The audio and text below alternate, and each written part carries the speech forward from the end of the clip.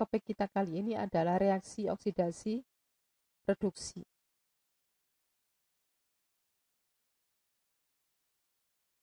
Reaksi oksidasi reduksi adalah suatu hal yang sudah biasa ya untuk kimia ya, sering ya.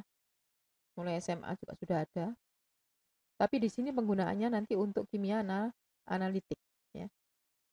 Reaksi redoks adalah reaksi yang mengakibatkan keadaan oksidasi berubah yang disertai dengan pertukaran elektron antara reaksi.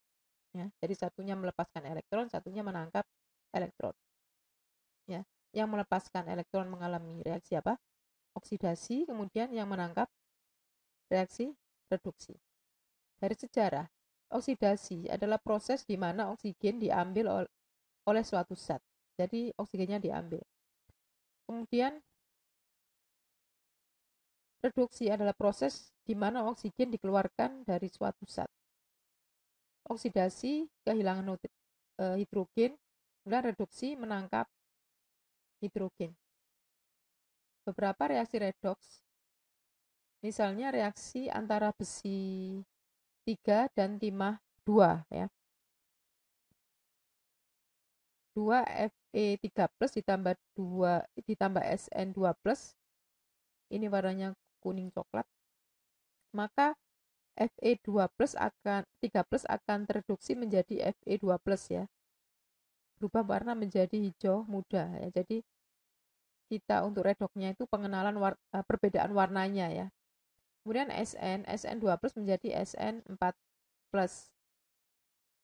Sn2+ akan memberikan dia akan memberikan elektronnya kepada Fe3+. Berikutnya, sepotong besi, ya misalnya paku, dibenamkan ya dalam larutan tembaga, ya, tembaga sulfat. Paku akan tersalut oleh logam tembaga yang berwarna merah. Jadi nanti pada paku itu akan terlapisi ya, terlapisi tembaga yang berwarna merah. Jadi Fe ya, logam Fe ya dicelupkan dalam larutan CuSO4, maka Fe ini akan mengalami oksidasi ya. Tapi tidak semua Fe-nya ya kan, dalam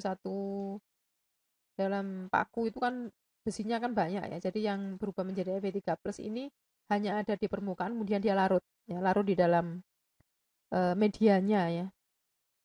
Ditambah Cu ya, Cu2+-nya akan menempel. Cu-nya ini Cu logam itu pasti akan menempel pada besi ini. Ya, jadi besinya kan banyak ya. Jadi nanti Cu ini akan menempel pada besi. Sehingga besi nanti akan tersalut oleh Cu. Nah, sekarang coba dicek ya. Coba kalian cek apakah misalnya besi 2 ditambah Cu, jadi logam Cu dicelupkan pada larutan besi, nanti apakah logam Cu akan tersalut oleh besi? Ya, jadi ini dibalik reaksinya. Ini logam, kemudian ini ion.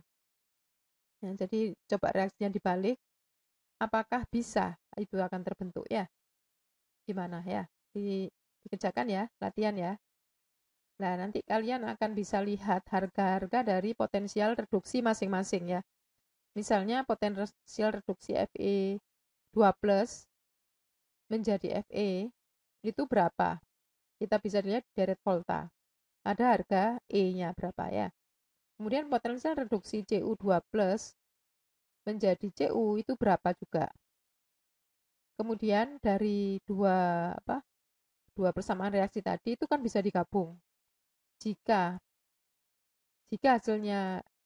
hasil dari potensial tadi positif, maka reaksinya apa? Spontan apa tidak spontan? Reaksinya tentunya spontan ya. Kalau spontan itu otomatis jadi gitu ya. Nah, sekarang pertanyaannya, kalau reaksinya dibalik, apakah bisa terjadi begitu ya? Jadi nanti kalau harga E-nya itu negatif, berarti apa? Reaksinya tidak dapat terjadi. Dapat terjadi kalau misalnya kita menggunakan listrik. Seperti itu ya. Jadi tidak spontan akan terjadi. Seperti elektrolisis ya.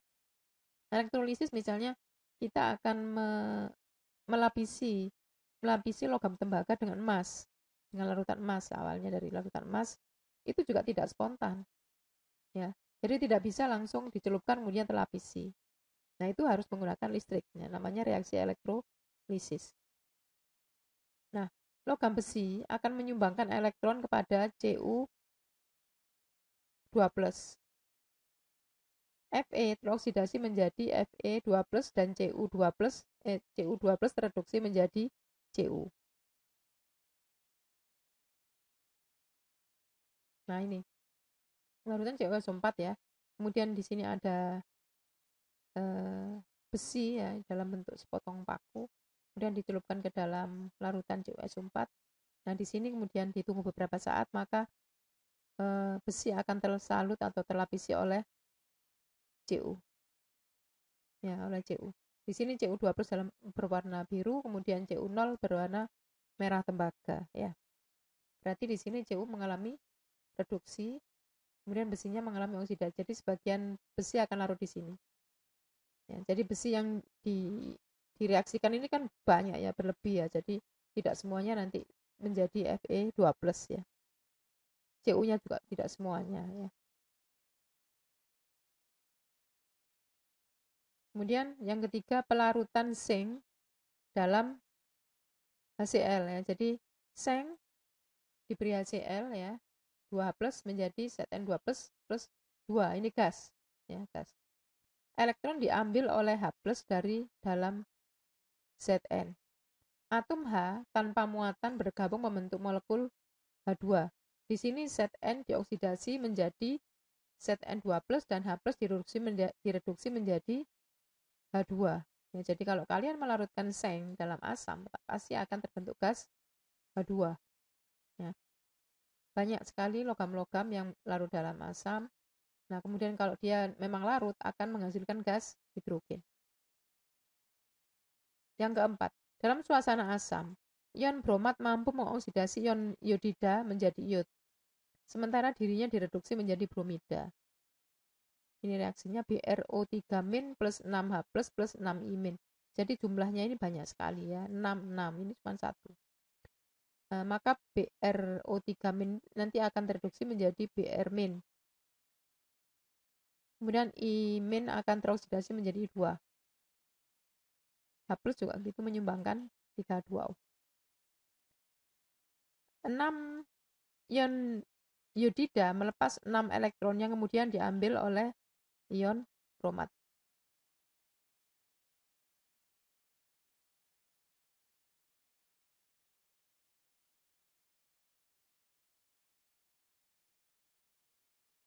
Yang kelima, oksidasi hidrogen peroksida menjadi oksigen dan air oleh permanganat. Yang ia sendiri direduksi menjadi mangan 2. MnO4- plus 5H2O2 plus 6H+ menjadi 2Mn plus 5O2 plus 8H2O. Nah, ini awalnya dia berwarna ungu. Kemudian direduksi oleh H2O2, dia akan menjadi Mn2+ yang ini warnanya sangat merah muda sekali, bahkan tidak berwarna ya. Jadi terlihat tidak berwarna begitu. Kalau ini kita lihat perbandingan warna-warna dari KMNO4 ya, dari yang paling pekat kemudian diencerkan meskipun 10 kali, tapi karena konsentrasinya ini sangat pekat, maka mata kita tidak bisa membedakan kepekatannya ya, sama-sama pekat, padahal ini enceran dari ini ya. Kemudian berikutnya, ini adalah enceran dari sini. Itu lebih kelihatan, lebih kurang pekat ya, dan seterusnya ya. Jadi terakhir-terakhir ini masih ada sisa ungunya misalnya. Seperti itu. Atau kalau kalau kita mau praktikum, kita jangan menggunakan yang terlalu pekat ya. Jadi kita menggunakan yang seperti ini, MnO4-nya. Sehingga nanti dia akan mata kita akan mampu melihatnya jika terjadi reaksi redoks ya. Dia mungkin nanti warnanya menjadi hilang seperti ini. Kalau nanti kita membuat KMNO4-nya terlalu pekat seperti ini, maka untuk mata kita mampu melihat itu adalah sulit ya, adalah sangat sulit ya, karena perubahannya sedikit. Oleh karena itu kita nanti membuat KMNO4-nya itu sangat encer saja, kemudian nanti baru kita reaksikan dan kita nanti tahu perbedaan warnanya. Kalau terjadi pengurangan warna, ya itu berarti di situ ada reaksi. Kalau ini kan tidak kelihatan. Ya. Kemudian definisi oksidasi reduksi. Oksidasi adalah suatu proses yang mengakibatkan hilangnya satu elektron atau lebih dari zat dari dalam zat, atom, ion, atau molekul. Bila suatu unsur direduksi, keadaan oksidasi berubah menjadi lebih negatif atau kurang positif. Jadi suatu zat reduksi adalah zat yang kehilangan elektron. Dalam proses itu, zat ini dioksidasi. Definisi ini juga berlaku untuk proses dalam zat padat, lelehan, maupun gas. Reduksi adalah suatu proses yang mengakibatkan diperolehnya satu elektron atau lebih oleh zat, atom, ion, maupun molekul. Bila suatu unsur direduksi, keadaan oksidasi berubah menjadi lebih negatif. Jika suatu zat reduksi adalah zat yang kehilangan elektron dalam proses itu, zat ini dioksidasi. Definisi ini juga berlaku untuk proses dalam zat padat, lelehan, maupun gas. Dari semua contoh jelas bahwa oksidasi dan reduksi selalu berlangsung dengan serempak. Karena elektron-elektron yang dilepaskan oleh suatu zat harus diambil oleh zat lainnya, jadi harus ada serah terima. Jadi salah satunya itu mengalami reduksi, satunya mengalami oksidasi ya. Jadi satunya itu melepas elektron, satunya menangkap elektron. Jadi untuk yang melepas elektron adalah mengalami reaksi oksidasi, kemudian yang menangkap adalah mengalami reaksi reduksi. Nah, kemudian sistem redoks setengah sel.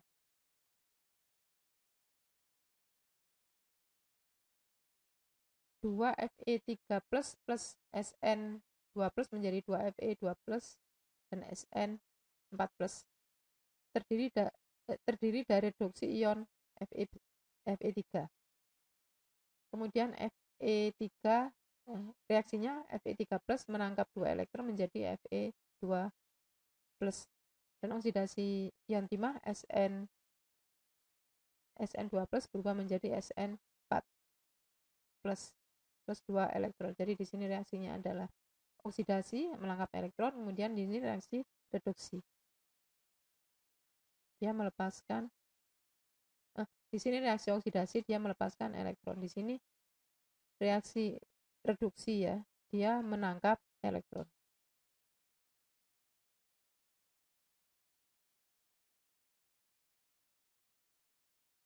Zat pengoksidasi dan reduksi. Kalium permanganat KMnO4 kalau pada dia berwarna coklat ya, saking ungunya ya, sampai gelap sekali, coklat malah kelihatan hitam seperti itu. Kalau dia dalam larutan ungu, adalah pengoksidasi yang kuat yang bekerja berlainan menurut pH dari mediumnya. Jika mediumnya asam, ya akan berbeda hasilnya dibandingkan dengan netral atau sedikit basa atau basa kuat. Kalau dia asam, ya ini sangat asam, maka dia akan menjadi Mn2+. Potensialnya sekian. Kemudian kalau ini asam lemah ya, agak sedikit H+-nya, maka terbentuk MnO2 begitu. Kemudian kalau ini MnO4- netral ya ini ya, menjadi Mn2+ plus 4OH-. Jadi nanti potensialnya berbeda-beda. Kalium dikromat.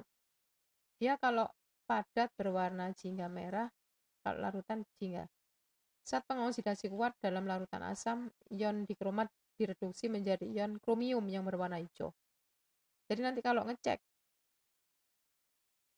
kalau misalnya ngetes adanya gas-gas tertentu, ya, mengetes adanya gas-gas tertentu yang bersifat sebagai reduktor, maka digunakan kertas saring yang ditetesi di atasnya, di kertas saring tersebut ditetesi atau diserapi Cr2O4 Kemudian nanti kertas Cr2O7 ini ditaruh di atas tabung reaksi, yang di dalam tabung reaksi tadi akan dihasilkan gas, misalnya gas SO2 ya.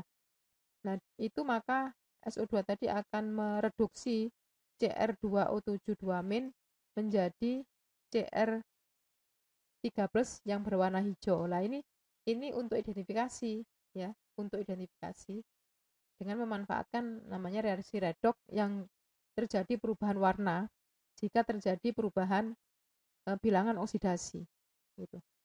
Dan yang ketiga, asam nitrat HNO3 adalah merupakan oksidator kuat. Kerjanya tergantung dari konsentrasi asam dan temperatur larutan ya. Jadi asam nitrat maupun ion nitrat itu bersifat sebagai oksidator. Kemudian halogen ya, yaitu Cl2, Br2 dan I2 adalah pengoksidasi. Kerjanya tergantung pengubahan molekul halogen. Gaya oksidasi halogen berkurang dengan bertambahnya massa atom relatif.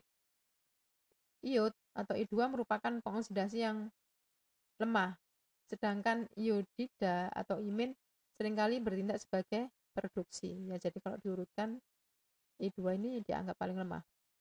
Kemudian yang kelima, aqua regia atau air raja adalah HCl pekat dibanding HNO3 pekat, 3:1. Zat merupakan zat pengoksidasi kuat. Dia sanggup mengoksidasi dan melarutkan emas dan platina. Kerjanya berdasarkan pembentukan klor.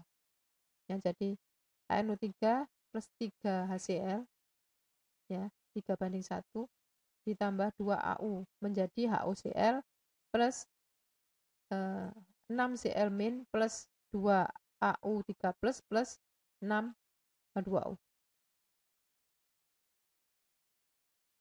Kemudian zat pengoksidasi dan produksi lainnya, hidrogen peroksida 2O2 dapat bertindak sebagai zat pengoksidasi maupun produksi ya. Jadi tergantung dia dengan siapa. Kalau dengan reduktor dia akan berlawanan ketika dia bersama dengan oksidator. Jadi begitu ya. Jadi nanti mana yang lebih kuat ya itulah nanti H2O2 itu akan bekerja ya. Sulfur dioksida atau SO2 dan asam sulfit H2SO3 merupakan zat produksi yang kuat. Yang tadi untuk ngetes adanya gas ini, SO2 itu digunakan K2Cr2O7 yang tadi itu ya. Sehingga Cr2O7-nya tadi berubah menjadi Cr3 yang warnanya hijau. Ya. Hidrogen sulfida adalah merupakan produksi juga. Maka itu nanti penggunaannya 2S ini juga tidak boleh berlebihan jika memang di situ tidak ada yang bisa diendapkan dengan sulfida ya. Karena apa nanti malah terjadi reaksi reduksi gitu. Malah nanti S-nya ini menjadi sulfur biasa yang nanti dipikir itu adalah endapan padahal bukan ya. Jadi kemungkinan kalau kita terlalu jenuh mengalirkan H2S juga S-nya akan ya sulfurnya ini akan mengendap sebagai S ya. Asam yodida atau HI, ion yodida imin merupakan reduktor. Timah 2 klorida atau SnCl2 adalah produksi yang kuat. Terus kemudian dia mengalami reaksi oksidasi ya. Di sini Cl2 menjadi Cl4. Logam seng, besi dan aluminium produksi baik suasana asam maupun suasana basa. Terima kasih untuk pertanyaannya, ditunggu ya.